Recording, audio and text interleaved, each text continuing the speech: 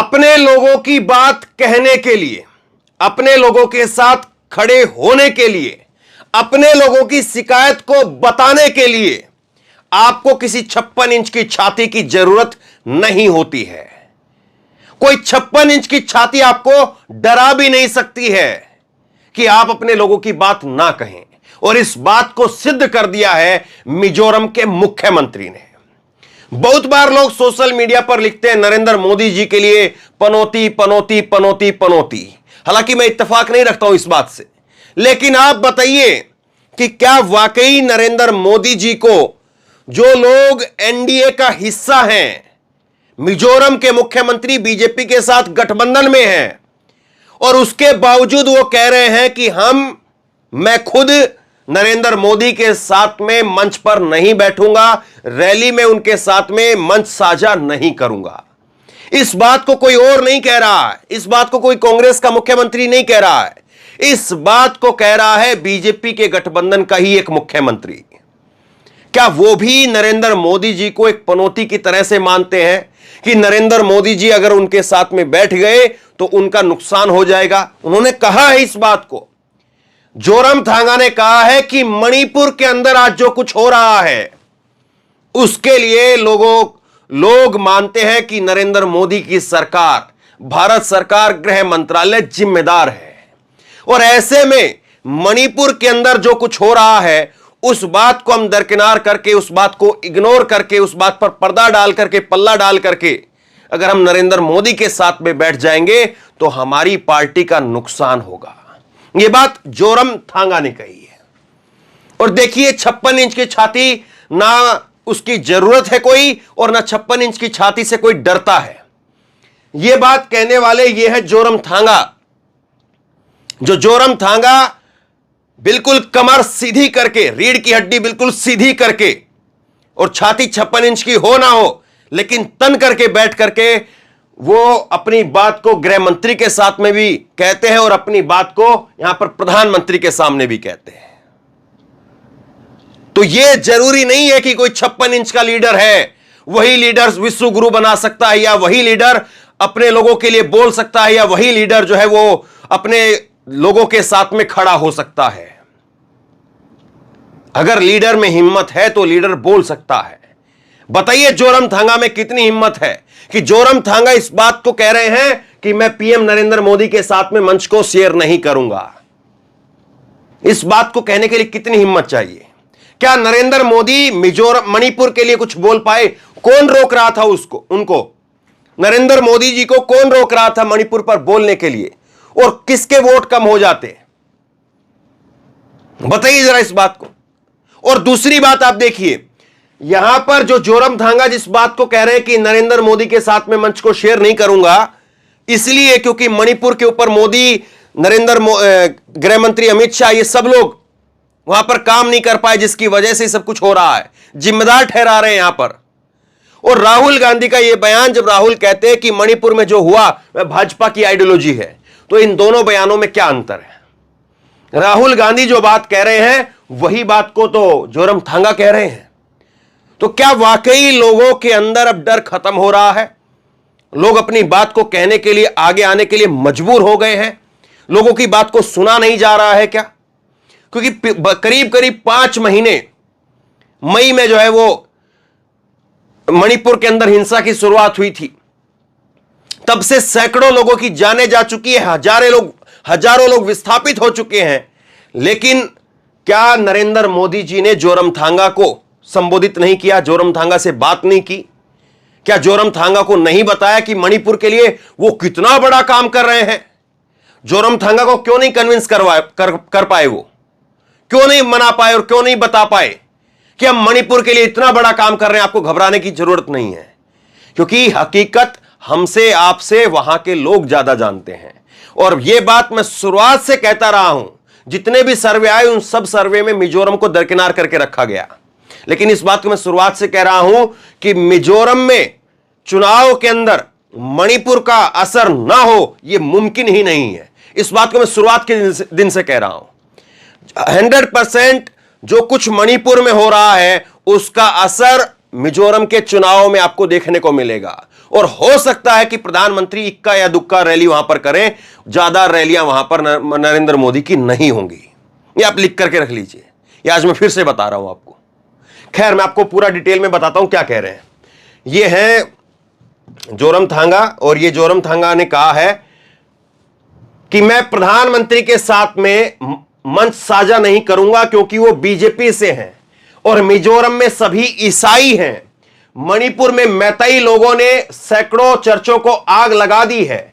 ऐसे में अगर प्रधानमंत्री यहां आते हैं तो उनके लिए भी बेहतर होगा कि वो मंच पर अकेले रहें और मेरे लिए भी कि मैं अलग मंच पर रहूं। इस बात को जो है वो बीबीसी को एक इंटरव्यू के अंदर उन्होंने कहा है।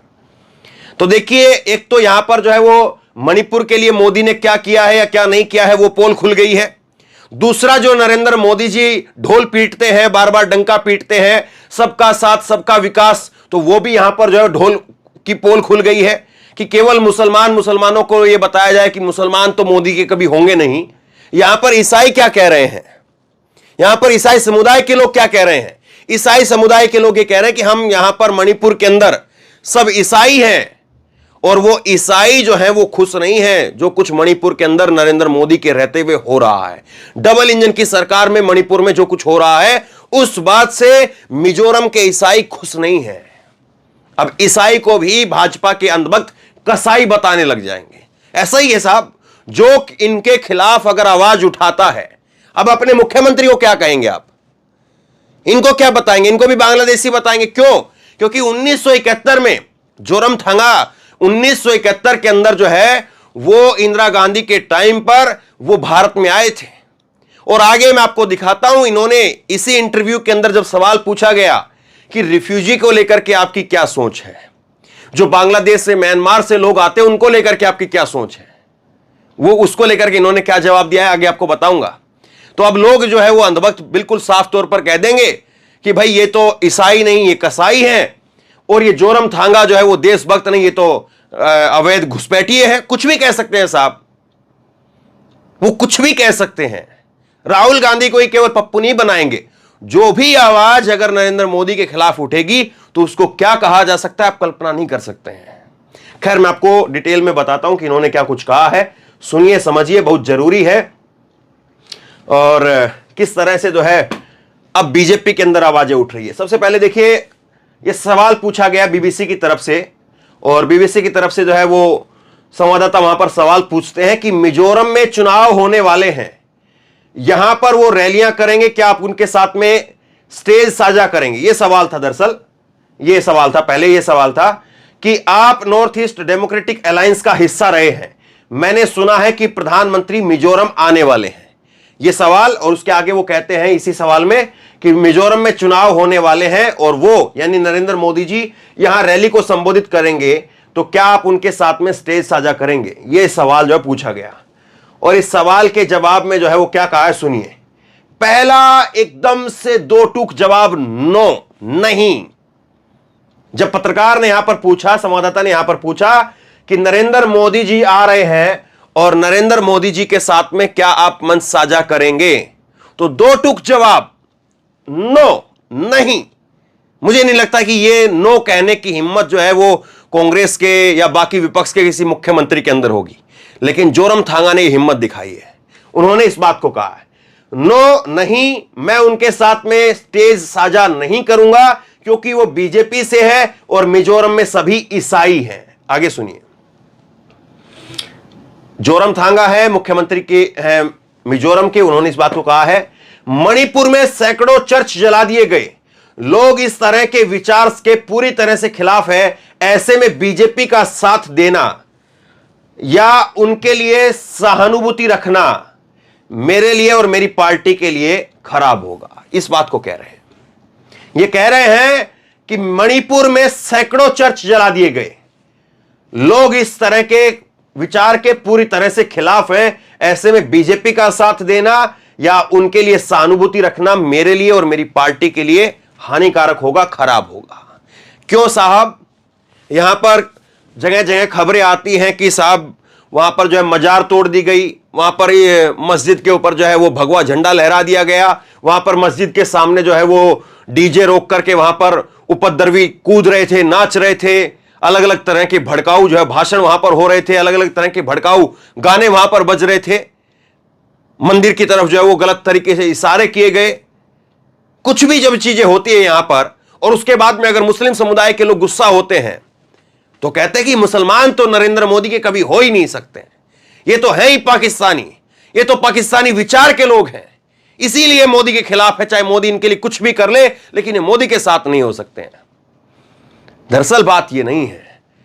हर कम्युनिटी की, हर कास्ट की, हर व्यक्ति की अपना खुद का एक प्राइड है, और ये भारत की संस्कृति, आप भारत के संस्कृति के खिलाफ काम कर रहे हैं अगर आप किसी कम्युनिटी की, किसी कास्ट के, किसी व्यक्ति के प्राइड का, उसके मान सम्मान का ख्याल नहीं रखते हैं तो आप भारत के संविधान के खिलाफ हैं, आप भारत की संस्कृति के खिलाफ हैं। ये मुसलमान के साथ खड़े होने की बात नहीं है, और ये ईसाई के साथ खड़े होने की बात नहीं है, ये हिंदू के खिलाफ होने की बात भी नहीं है, ये बात भारत के संविधान के साथ खड़े होने की बात है। और इसीलिए अक्सर जब ऐसी खबर आती है तो मैं खुल करके अपनी बात को कहता हूं, चाहे वो मुसलमान की बात हो, ईसाई की बात हो, सिख की बात हो। और लोगों को लगता है कि नहीं भाई ये तो एंटी हिंदू टाइप के वाले लोग हैं ये, लेकिन क्या है ये अब आपको समझ में आ रहा है, धीरे धीरे अब आपको समझ में आ रहा होगा। अब आगे क्या कहते हैं सुनिए जरा। आगे ये कह रहे हैं कि तो प्रधानमंत्री ऐसे में अपने मंच के ऊपर रहे और मैं अपने मंच पर रहूं, यह हम दोनों के लिए बेहतर होगा। इस बात को जो है वो जोरमथांगा ने कहा है कि नरेंद्र मोदी जी अपने मंच पर रहे, वो अपनी बात को बोले और निकल जाए। अब मैं आपको एक चीज दिखाता हूं, थोड़ा समझ में ज्यादा आपको हो रहा आएगा अच्छे से। ये देखिए जरा, ये दो चीजें मैं आपको बाद में दिखाऊंगा, लेकिन पहले आप ये देखिए मौजूदा जो स्थिति है, इसीलिए नरेंद्र मोदी की सरकार कुछ खास बोल नहीं पाएगी, और जोरमथांगा इसीलिए ताकतवर है क्योंकि उनके पास में लोगों का साथ है। 56 इंच की छाती है या नहीं है, लेकिन लोगों का साथ है। 2018 की स्थिति अगर आप देखेंगे तो एमएनएफ और जेडीएम दोनों मिलकर के 26 सीटें जीत पाई थी, कांग्रेस 5 सीटें जीत पाई थी, और बीजेपी केवल 1 सीट पर रही थी। लेकिन बस बीजेपी को सरकार में आना है, बीजेपी को सरकार का हिस्सा बनना है, इसलिए 1 सीट हो, आधी सीट हो, 2 सीट हो, कैसे भी हो, कुछ भी हो, या 1 सीट किसी की लेनी पड़ जाए, हम सरकार में रहेंगे। और इसका ताजा उदाहरण मैं आपको बताता हूं, मिजोरम के ही बगल से मेघालय से। मेघालय के अंदर अभी हाल के अंदर विधानसभा के चुनाव हुए थे, जब मेघालय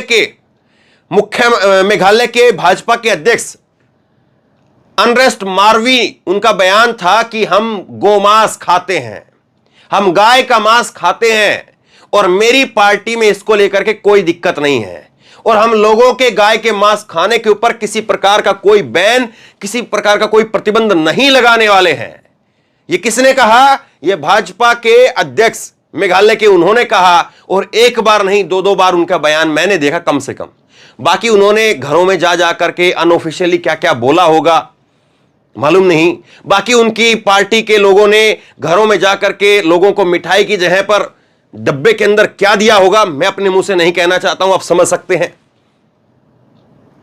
और उसके बाद क्या हुआ था मालूम है आपको? 2 सीटें आई थी बीजेपी की। मतलब कि 2 सीटों के लिए आप अपने बीजेपी के अध्यक्ष से गाय का मांस खिलवाने का बयान दिलवा सकते हैं। इसको क्या कहा जाए आप बताइए जरा। और यहां पर 1 सीट है, और 1 सीट को बचाए रखने के लिए, 1 सीट का हिस्सा बनने के लिए, 2 सीट का हिस्सा बनने के लिए हो सकता है कि अब की बार 1 सीट भी ना आए। 2018 में 1 सीट आई थी, अब तो मणिपुर हो गया साहब। अब तो बीजेपी के नाम पर मोहर नहीं, पता नहीं और क्या लग जाएगा। समझिए जरा इस बात को। अब भी वहां पर जो है सरकार में बने रहने के लिए क्या नरेंद्र मोदी अपने नाम पर यह बात कहलवा रहे हैं? क्या वसुंधरा राजे इस बात को कह सकती कि मैं मंच शेयर नहीं करूंगी उनके साथ में? क्या रमन सिंह कह सकते हैं? क्या शिवराज सिंह चौहान कह सकते हैं? वो बेचारे किस तरह से दरकिनार करके रखे हुए हैं, उनको हाशिए पर रखा हुआ है, लेकिन उसके बाद में भी मोदी को जो है वो किस तरह से प्रेजेंट करते हैं, मोदी के सामने किस तरह से नतमस्तक होते हैं, वो आपने देखा है। तो ये चीजें समझने वाली हैं, ये बातें समझने वाली हैं। और दूसरी बात मैं आपको बताता हूं, अभी किसी को ऐसा लग रहा हो कि जोरमथांगा ने एक बयान क्या दे दिया, भाई हम उसके मुरीद हो जाएं, हम उसके जो है लट्टू हो जाएं। मैं आपको दिखाता हूं। जोरमथांगा का 2 महीने का एक पहले का बयान है, जब वो प्रिंट को इंटरव्यू देते हैं और प्रिंट को इंटरव्यू में कहते हैं कि हम लोग won't be part of NDA if UCC is imposed in Mizoram. अगर मिजोरम के अंदर यूसीसी थोपा जाता है, लगाया जाता है, लागू किया जाता है, तो हम एनडीए का हिस्सा नहीं रहेंगे, हम नरेंद्र मोदी जी के नेतृत्व वाले एनडीए का हिस्सा नहीं रहेंगे, यूसीसी को लाया जाता है तो। और यहां पर यूसीसी को लेकर के क्या हो रहा है, मुसलमानों को पकड़ पकड़ करके पूछा जा रहा है, बताओ यूसीसी चाहिए कि नहीं चाहिए, बताओ यूसीसी जरूरी है कि नहीं जरूरी, बताओ तुम यूसीसी का विरोध क्यों कर रहे हो, बताओ तुम यूसीसी के खिलाफ क्यों हो। तमाम तरह की बातें पूछी जा रही हैं, लेकिन इनके खुद के मुख्यमंत्री क्या कह रहे हैं। दूसरी एक बात, इसी इंटरव्यू के अंदर जब सवाल पूछा गया संवाददाता की तरफ से कि आप बताइए कि आप क्या करेंगे जो म्यांमार से यहां पर जो है शरणार्थी आते हैं, बांग्लादेश से शरणार्थी आते हैं, तो इन्होंने कहा कि भारत सरकार ने जो किया हम उसी को फॉलो कर रहे हैं। मैं 1971 में बांग्लादेश पूर्व पाकिस्तान में था, वहां से यहां आया हूं। इस बात को जो है ये कहना, और उसके बाद में ये कह रहे हैं, आगे इनसे ये भी सवाल पूछा गया कि क्या अब जो है आप मणिपुर के जो लोग आपके राज्य में आए हैं, मिजोरम में आए हैं, वहां से भाग करके, क्योंकि वहां पर लगातार लोगों की जो धार्मिक स्वतंत्रता है उसको खत्म किया जा रहा है और धार्मिक पहचान की वजह से लोगों के साथ में जिस तरह से काम हो रहा है, तो उसके बाद में लोग भाग करके मिजोरम में आ गए। तो यह सवाल जब पूछा गया बीबीसी की तरफ से कि आप ये बताइए कि क्या आप उनको अभी वापस पहुंचाने के लिए किसी टाइमलाइन के ऊपर काम कर रहे हैं कि हम 3 महीने रखेंगे, 3 महीने के बाद हम उनको वापस पहुंचा देंगे, 4 महीने के बाद हमको उनको बाहर निकाल देंगे। ये जोरमथांगा ने कहा कि हम किसी नागरिक को ऐसे धक्के मार करके बाहर भागने के लिए नहीं कह सकते हैं, यह भारत सरकार पर निर्भर करता है। अगर भारत सरकार चाहेगी, यही उनके शब्द हैं, मैं अपनी तरफ से नहीं कह रहा हूं, अगर भारत सरकार चाहे तो बहुत आसानी से मणिपुर का मसला हल किया जा सकता है। तो इसका मतलब यह है कि भारत सरकार नहीं चाह रही क्या? सवाल तो बहुत सारे हैं साहब, सवाल इतने हैं कि बीजेपी के नेता प्रवक्ता इसका जवाब तो क्या, उसको सुन तक नहीं पाएंगे, वो पहले ही भाग खड़े होंगे। जैसे ही मिजोरम के मुख्यमंत्री जोरमथांगा का नाम लिया जाएगा, भाग खड़े होंगे। लेकिन किसी चैनल में हिम्मत नहीं है, किसी चैनल में हिम्मत नहीं है जो इस बात को जगह दे सके, कोई चैनल इस बात को चला सके, उसमें इतनी हिम्मत नहीं है। और अगर इस तरह का बयान सचिन पायलट दे दे कि मैं अशोक गहलोत, राहुल गांधी को छोड़ दीजिए आप, राहुल गांधी एक बड़ी अलग चीज की चीज जो है, वो कांग्रेस पार्टी के एक बड़े नेता हो गए, उनको आप अलग रखिए। वो सचिन पायलट ये बात तो कभी राहुल गांधी के लिए कह ही नहीं पाएंगे, इसलिए हम उस पर डिस्कस नहीं करेंगे। लेकिन अगर सचिन पायलट अशोक गहलोत के लिए केवल इतना कह दे कि मैं अशोक गहलोत के साथ में मंच साझा नहीं करूंगा, इससे मेरे लोगों को या मेरे समर्थकों को नुकसान हो रहा है या मेरे समर्थक इस बात से खुश नहीं है, अगर इस बात को कह दे, तो भाई साहब सुबह से लेकर के शाम तक इतने घंटे के जो है वो प्रोग्राम किए जाएंगे, इतनी बार डिबेट इस पर की जाएगी, इतनी बार इस पर शो बनेंगे कि शाम तक जो है वो रिजल्ट आपको एक एक सीट का बता दिया जाएगा कि इतनी 200 में से जो है वो कांग्रेस पार्टी की 25 सीट आ रही है, बाकी 175 सीटें जो है बीजेपी की आ रही, सीधे तौर पर आपको ये बता दिया जाएगा। अगर दिग्विजय सिंह ये बयान दे दे, और दिग्विजय सिंह का तो एक बयान चला भी, कुर्ते फाड़ने वाला, ये कमलनाथ और दिग्विजय सिंह का एक बयान जो है काफी वायरल हुआ, उस पर मैंने आपको खबर दिखाई, कुर्ता फाड़ने वाला। अगर दिग्विजय सिंह का वो कुर्ता फाड़ने वाला बयान अगर उन्होंने आपस में ठीक नहीं किया होता तो ये मीडिया उनके कुर्ते फाड़ चुकी होती, ये सच्चाई है। लेकिन अब जब बीजेपी के नेता ये कह रहे हैं, बीजेपी के साथ में गठबंधन में जो लोग हैं, जो वो जिस बात को कह रहे हैं, इस पर 1 मिनट का भी प्रोग्राम कोई नहीं कर पाएगा। इसको केवल ब्रेकिंग के अंदर, टिकर में या टॉप 100 जो खबर आती है उसके अंदर डाल करके खत्म कर दिया जाएगा। इसके ऊपर कोई हल्ला बोल, कोई जो है वो सीधा सवाल, कोई किसी तरह का सवाल, कोई किसी तरह का आर पार, दंगल, फला, ये वो कुछ नहीं कर पाएगा। कोई इस पर डीएनए नहीं बता पाएगा, कोई इस पर ब्लैक एंड व्हाइट, कोई कुछ नहीं कर पाएगा। ये सुधीर चौधरी, अंजना ओम कश्यप, फला जितने भी लोग हैं ना, इन पर बोलने की हिम्मत ही नहीं है। आप बोलिए और आप बताइए, ये सही हो रहा है? जोरमथांगा सही कर रहे हैं या नरेंद्र मोदी सही कर रहे हैं? और जोरमथांगा को क्या अब इस बात के बाद में, जो बात वो कह रहे हैं, इस बात के बाद में क्या नैतिक तौर पर यह भी सवाल उनसे भी पूछा जाएगा पलट करके, केवल वाहवाही नहीं बल्कि सवाल उनसे यह कि जब आप इतनी बड़ी बातें कह रहे हैं तो नैतिक तौर पर क्या आपकी यह जिम्मेदारी नहीं बनती है कि आप सीधे तौर पर यह भी ऐलान करें कि हम सत्ता में आए या ना आए लेकिन बीजेपी के साथ नहीं रहेंगे? क्यों नहीं आप इस बात को कह पाते हैं? यह बात आपको भी शायद कहनी चाहिए अगर आप इतनी बड़ी बात कह रहे हैं, इतने बड़े आरोप लगा रहे हैं और वाकई अगर आप लोगों के साथ में खड़े होना चाह रहे हैं तो इस बात को कहिए। फिर आप क्या सोचते हैं नीचे कमेंट बॉक्स में लिख करके जरूर बताइए। इस वीडियो को खूब शेयर कीजिए, लोगों तक पहुंचाइए और इसी तरह की तमाम खबरों के लिए ऑनलाइन न्यूज इंडिया को सब्सक्राइब कीजिए। साथ में जो बेल आइकन है घंटी उसको जरूर दबाइए ताकि जैसे ही कोई खबर अपलोड करें उसकी नोटिफिकेशन सीधे सबसे पहले आपको मिल सके। और अगर ये वीडियो फेसबुक पर देख रहे हैं तो फेसबुक पर हमारे पेज को फॉलो कीजिए, लाइक कीजिए और इस खबर को शेयर कीजिए। धन्यवाद।